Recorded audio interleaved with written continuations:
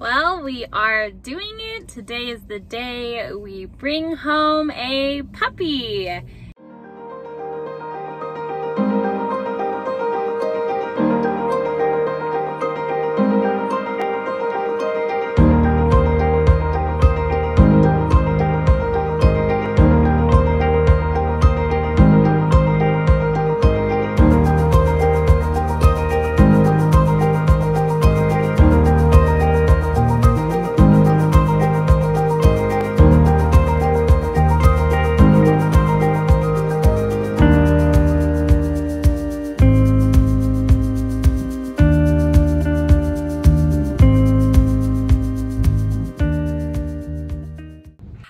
Welcome back to my channel. I am super excited to provide a life update from me and my husband, Paul. We got a puppy.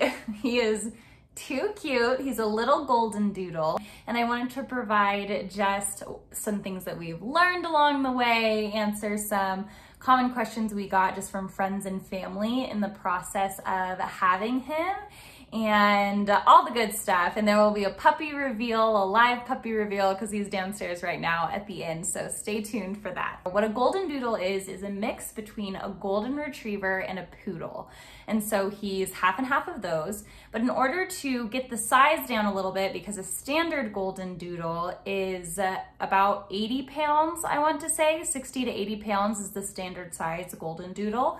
They mix a Goldendoodle with another Goldendoodle, and so they create different generations within that. There's F1, F1B, there's all these combinations that you can get.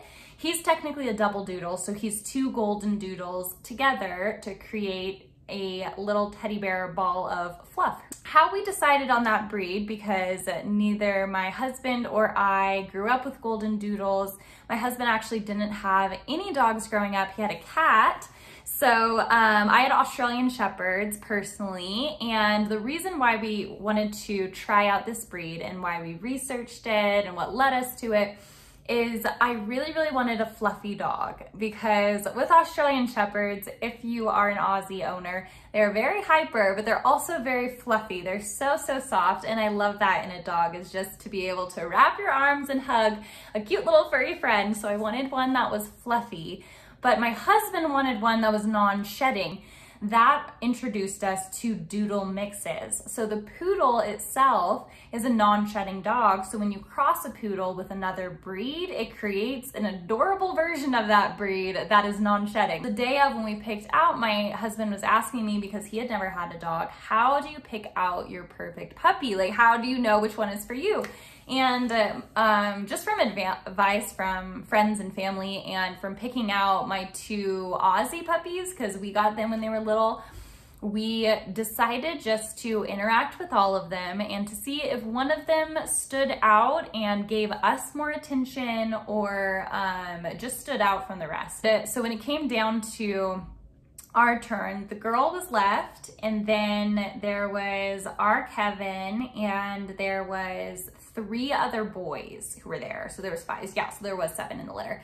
So there was 5 puppies there. When we showed up, we were between 2 little ones that seemed like they really caught our attention. My husband would start talking, and I looked at Kevin, our now puppy, and he would look up as my husband Paul was talking. And so he would look at him in the eye, and then I would just say things like, "Hey," to him, and he would look at me in the eye. So I love that little puppy eye contact. It just showed that he was very responsive to us. And so we decided to go with him. He was considerably bigger than his siblings. So there was 3 bigger boys. So the 2 bigger boys left before we got there. He was the last of the 3 bigger boys. And then the 4 others were all kind of smaller. So it's kind of interesting. So even though they're all technically miniature Goldendoodles, that can range from anywhere from 20 to 25 pounds, which were the little ones, and then 30 to 35 pounds, which is what Kevin is going to be. Kevin's probably going to be 35 pounds full grown. There was a few things that we did to prepare for our little new guy's arrival. One of them was to get this comfort buddy, which I think everyone in the litter pretty much got. It's like this little stuffed dog that has a heartbeat inside of it and a little heating pack.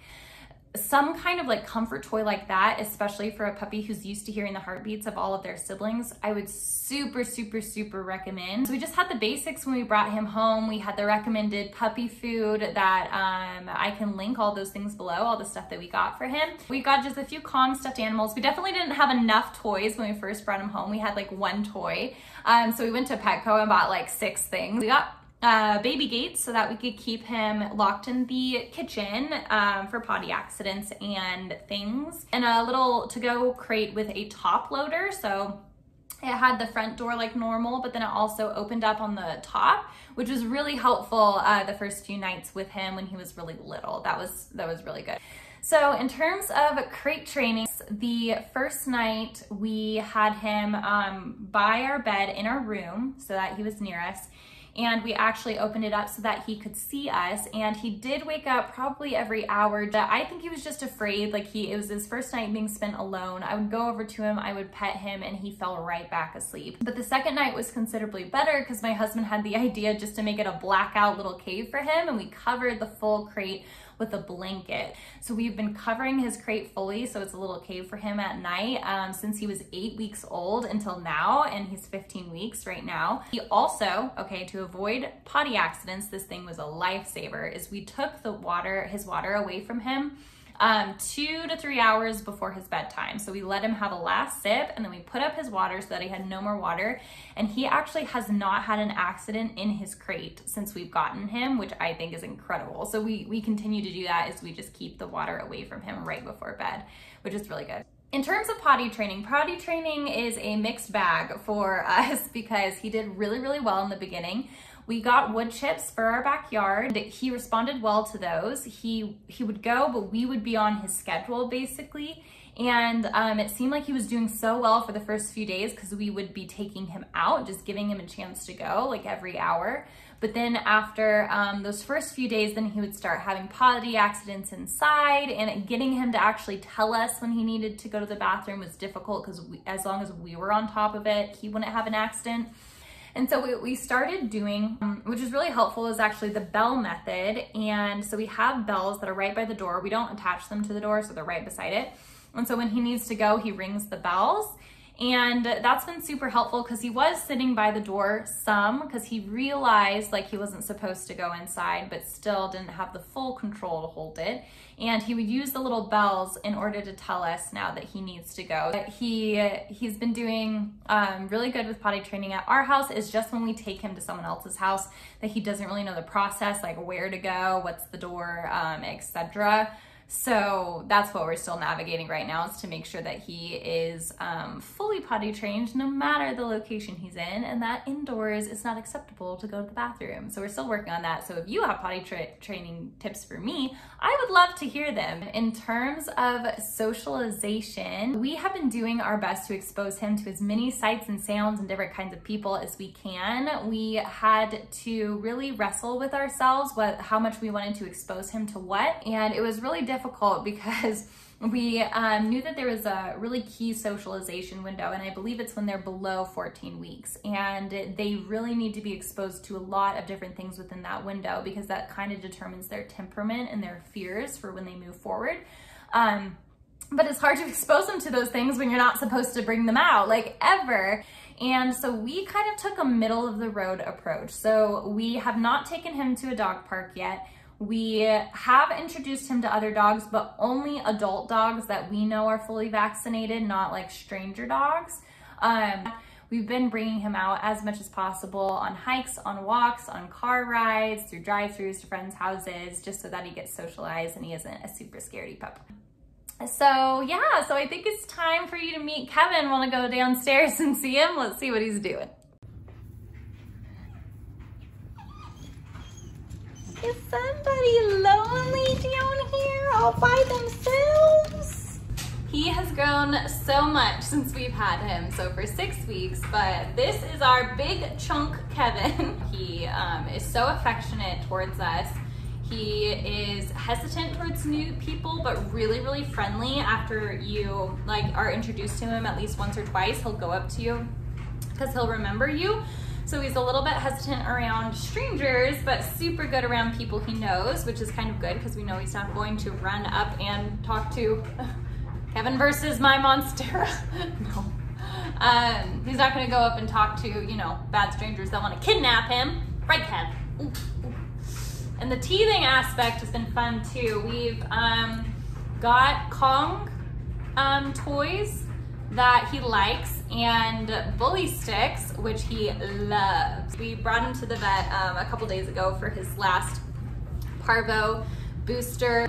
They said that his puppy teeth are all still in. He still needs his adult teeth, which have not come in yet.